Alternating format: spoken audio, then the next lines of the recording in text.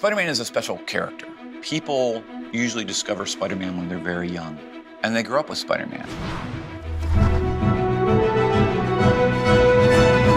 find out we were going to make Spider-Man was a dream of a lifetime.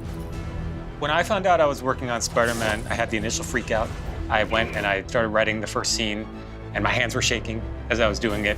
Spider-Man has such a huge fan base, a loyal fan base, and a fan base that obviously knows a lot about the universe. And would I be able to do justice to this amazing franchise?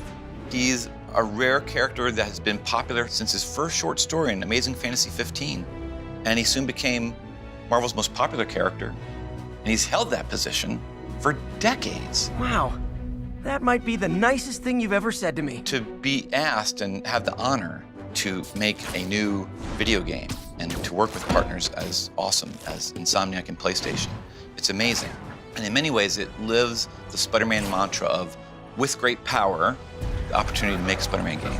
There must also come great responsibility.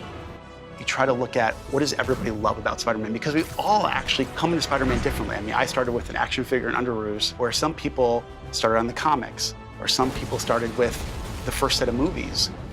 So, inspiration-wise, before we started working on the game, we read everything we could. You look at the Ultimate Spider-Man series that was created by Brian Michael Bendis, and what I really liked about Brian's take was that he kind of said it's okay to twist things a little bit. It's okay to take the DNA of the character, but then mix things up, and that was kind of like one of our models. On the Marvel side, we were taught by Stan Lee, he said, every comic could be someone's first comic. So you need to make sure that it's accessible, that it's awesome, that it's so fun that they want to come back for more, and you have to do that each and every time. So here with this game, this may be someone's first exposure to Spider-Man. So it's our job to make sure that we communicate who he is as a person, to show how fun he is, to show how fun it is to be him.